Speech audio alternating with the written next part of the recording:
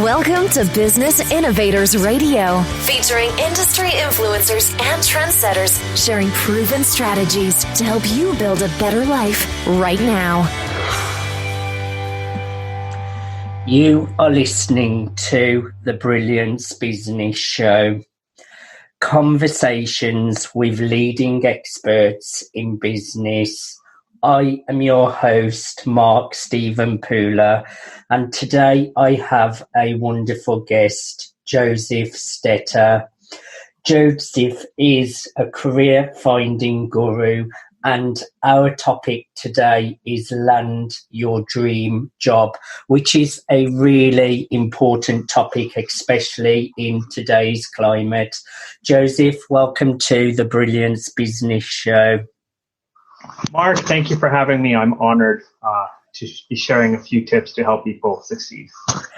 I'm really looking forward to a conversation with you today, Josef. Before I get started, I just need to make a legal disclaimer that Josef is not offering legal advice or legal assistance. So let's get started with the show.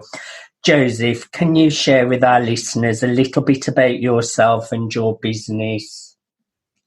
So I'll start very quickly. I didn't know what I want to do when I grew up. So I switched careers 9 times and jobs 18 times. So I've gone through the pain and tribulations of trying to prove that I know what I'm doing for a job. Secondly, I've been in recruiting for nearly 20 years. I've recruited for companies like Deloitte, Touche, IBM, Apotex Pharmaceuticals, Aecon Construction. So I also have been a generalist in recruiting and understand what the job market is asking for. And last but not least, I've written 6 books, and I've personally helped 11,000 people find employment. The fastest I've helped anybody find employment is 2 days. Most of my candidates find employment in under 3 months in their industry, regardless of whether they're international, local. It's just about how they market themselves. And my purpose in life is to help people kind of find their path. The proof is in the pudding, and you are walking the walk and talking the talk. 6 books, that's a great achievement, Josef. And to help 11,000 people to get into employment, that is a real great result and must give you so much job satisfaction. Who are your clients? Who do you look after, Josef?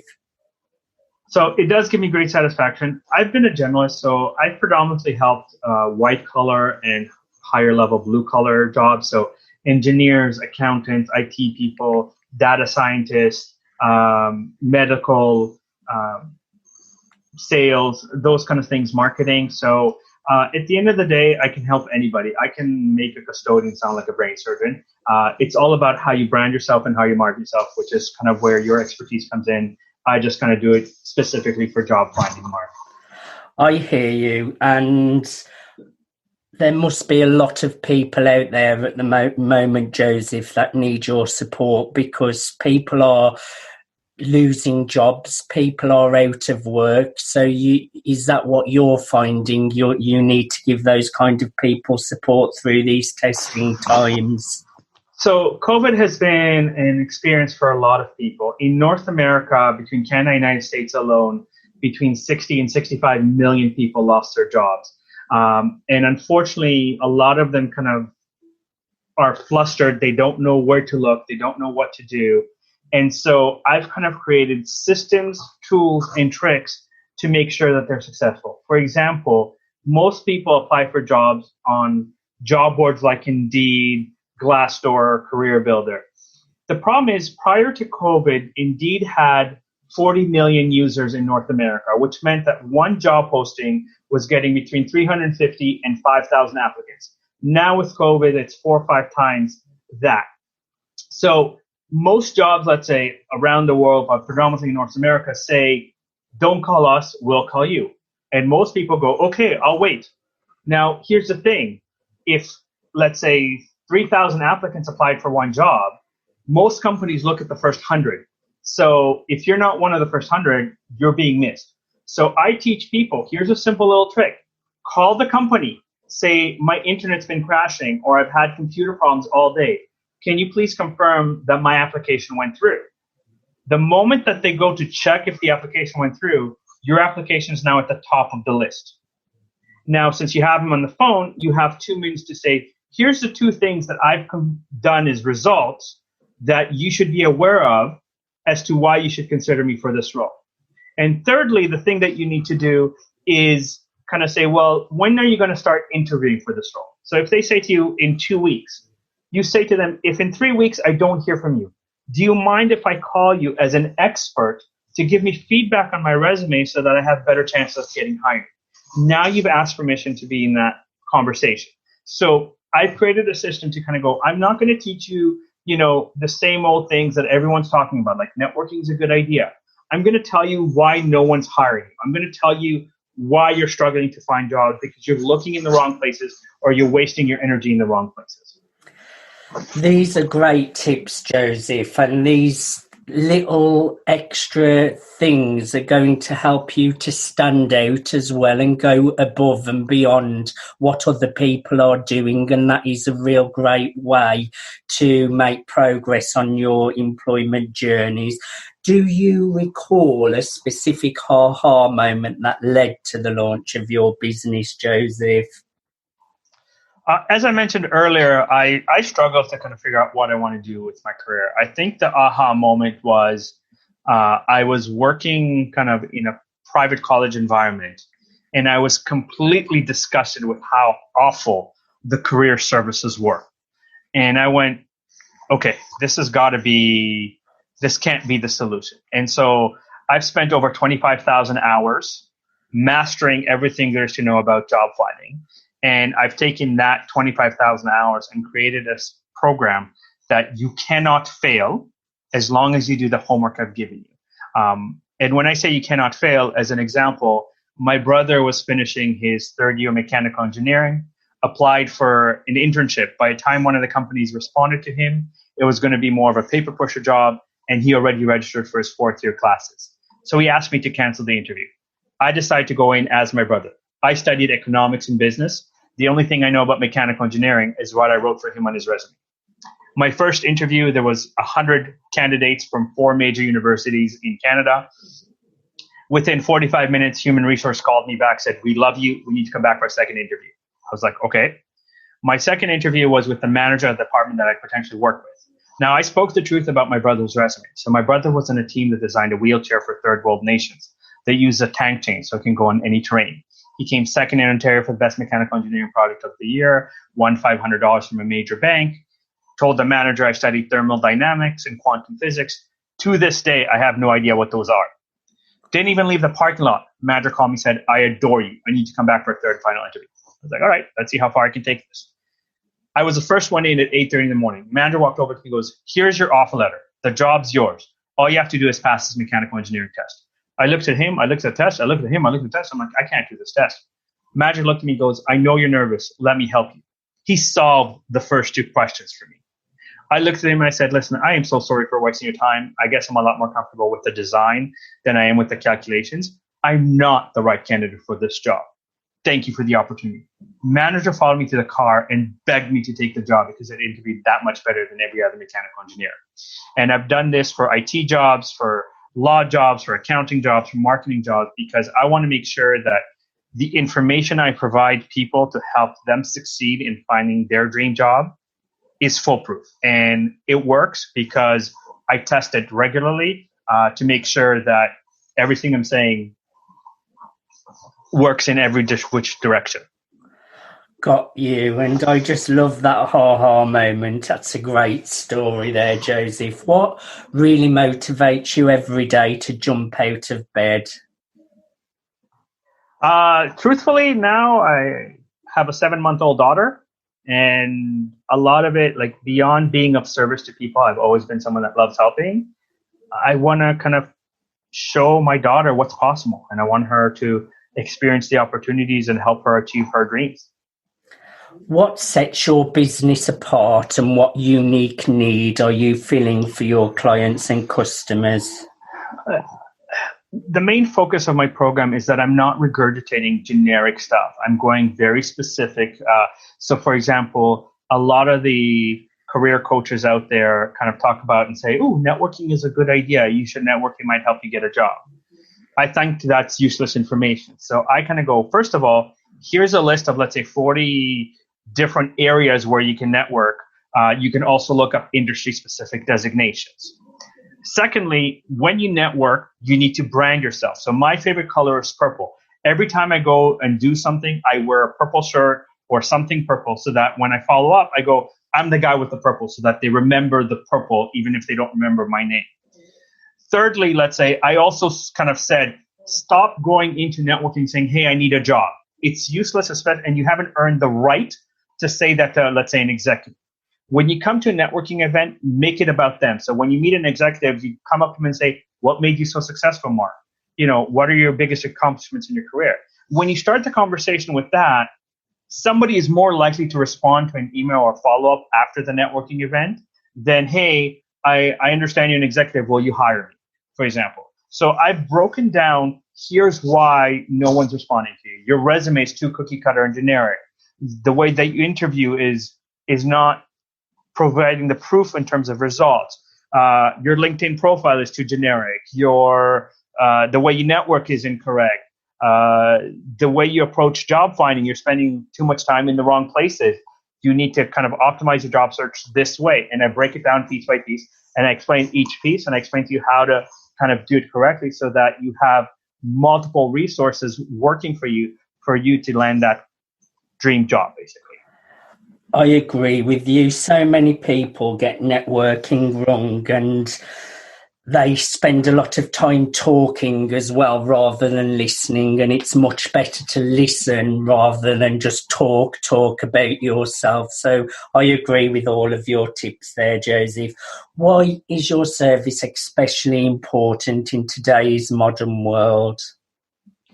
Again, COVID has hit a lot of people around the world. There's tens of millions, if not hundreds of millions of people that lost their job globally. So this is a market right now where you have 4 to 5 times the normal level of competition that you have to find employment. And so I've kind of said, look, I want to be of service to people. I want to help them succeed.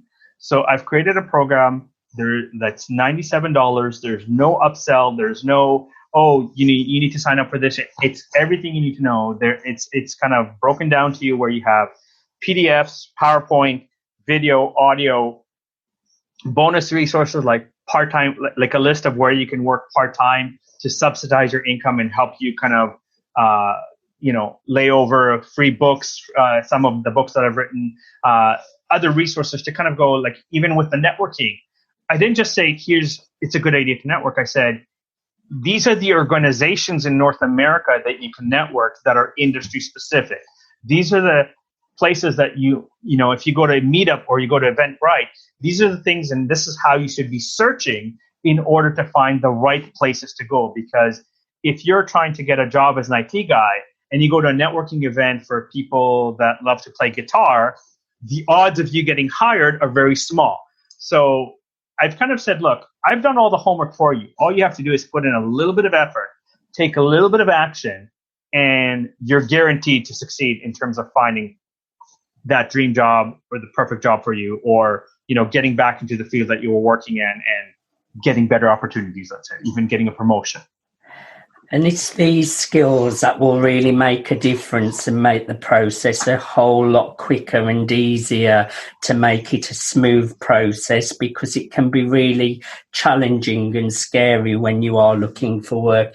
Now, Joseph, can you just share a few more detail on the kind of services and products that you offer? So, for example, resumes. There's what I call the 5 cardinal sins of a resume. The first is that most people that write a resume write it in either Arial, Times New Roman, or Calibri as a font. This is what the whole world does, so you don't stand out. I refer to, if you've ever seen the movie Legally Blonde, when Elle Woods applies to Harvard or for the internship at Harvard, she gives a pink scented resume. And yes, everyone goes, I love this film. Right? And everyone goes, it's pink and it's scented. But it stands out and they remember it. So just changing the font can help your odds of getting hired. Most people use the black cardinal sin number 2 is they use the black dots, a square, an arrow, or a hyphen or dash as their bullet points. Again, super generic. Everyone does it. So you're not standing out. The third mistake that most people have is that they kind of have an area where it's like career history, where they're like, I have 10 years of experience. I know how to do this. And they add generic, fluffy stuff like I'm hardworking, dedicated, committed team player with excellent communication skills. I got to tell you, in 20 years of working in recruiting and helping people find a job, I've never once looked for those skill sets on a resume. And also, I've met very, very few people that say, listen, I'm lazy, I'll show up late, none of my work will be any good, and I really hate people. Please hire me. Not unless you're related to them or having an affair with them that you can kind of get away with that, right? So stop giving those, because your definition of hardworking, Mark, and my definition of hardworking could be very different. Yes. Right. So stop giving me subjective words. The fourth mistake that a lot of people make is that they make their resume very chronological or very functional. Now, if somebody's doing a part-time job, let's say working in a coffee shop right now because they needed some income to pay the bills, and that's the first thing that people see on the resume, a lot of companies will dismiss you because most employers spend 8 to a maximum of 30 seconds reading your resume, which means they read the top third to the top half of your resume. The only exceptions are government, where they read everything and they want you to kind of give every single detail, or government-related jobs. But if the first thing I see on your resume is the generic, I'm hardworking, dedicated, the next thing I see is that you're working in a coffee shop when you're trying to be an IT person, I've already dismissed your resume because I spent 8 seconds on it going, okay, not the resume for me. If you use the cookie cutter fonts and the cookie cutter, bullet points, same thing. And the biggest mistake or sin of all is that most people list their duties and responsibilities. So if a receptionist says to me, I know how to answer the phone, an employer should look at her in shock and go, really? A receptionist that knows how to answer the phone? We did not know that. Because unless you live in an igloo, a cave, or are Mennonite, chances are you know how to press the green button and go, hello, how can I help you? Now, if you've studied or worked as a receptionist and you've learned how to answer 60 calls a day with 12 different lines, I can measure 60 calls a day with 12 different lines. I cannot measure I know how to answer the phone. And people do not quantify the value of their work, the results that they produce. Like Mark, yourself, you're in kind of the branding and so forth. So when you say, I can get you in front of 100,000 people, I can measure 100,000 people. If you just tell me I'm good at SEO, I don't know what that means. I don't know what the results that you produce are. So the less I have to guess on your resume, because most people assume, well, once I get the interview, I'll give them all those juicy details. But if you're not getting the interview, that's part of the problem, is you need to put those juicy details on your resume so that people notice you, right? So part of my services is I write customized resumes. So I've given people 15 templates that they can use to quantify their results. Similarly, when they go to the interview, for example, a lot of interviews start with the question, tell me about yourself. It is one of the most loaded, useless questions that exists in an interview. But the reason people ask it, because it's kind of an icebreaker. Now, most people start away with, I love to read, I love to travel, blah, blah, blah. Has nothing to do with the job. If an employer asks you a question like, tell me about yourself, you look them in the eyes, you smile, and you say, where would you like me to begin? Whatever they tell you to begin, they just told you this is important. Otherwise, we wouldn't care enough to talk to you about it. And they just told you a hint as to what you will be doing on the job. And similarly, if you give an example to an interview question and they ask you to expand on that example, or they ask you for a second similar example, they just hinted to you, we love what you're saying, you're probably going to get hired. So I've broken the system down to kind of go, here's the resumes templates, here's the psychology of interviewing and how to interview correctly. There are 7 simple rules. Here's how to negotiate salary. Here's how to optimize your LinkedIn profile. Here's how to network correctly.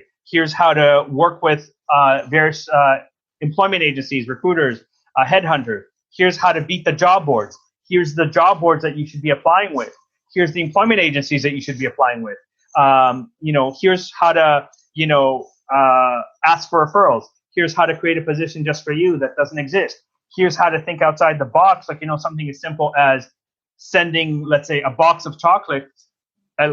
of chocolates to the department you want to work in, and inside the box you put your resume, for example. Just something like that gets noticed. I've covered pretty much the A to Z of here's everything you need to know and every trick in the book, every system in the book to get hired.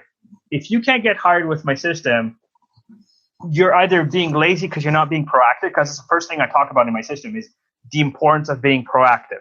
I mentioned earlier, you send an application on a job board, call the employer, say my internet crashed, can you check? That little piece can make a huge difference in you getting noticed, getting hired. And yeah, it's basically as much detail as I can give you from my 25,000 hours of investing into learning this industry.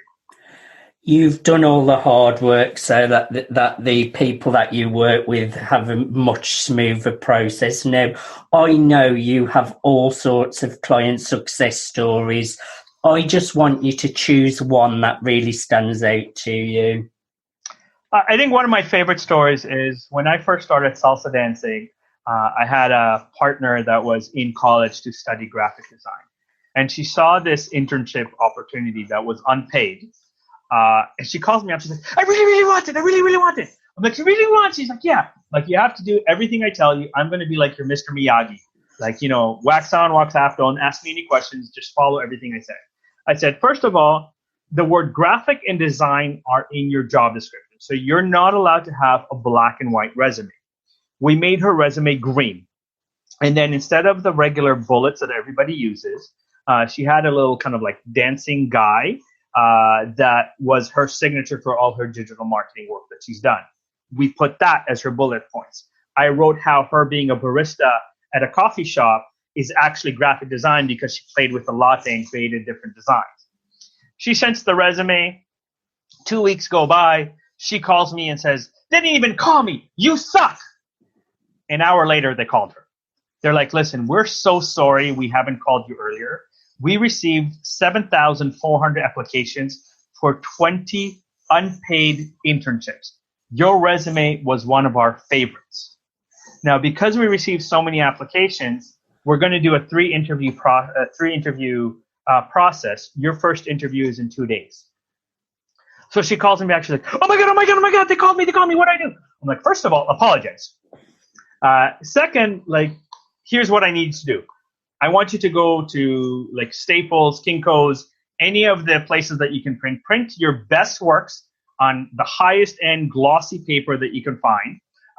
Even if it costs you $40, invest in that.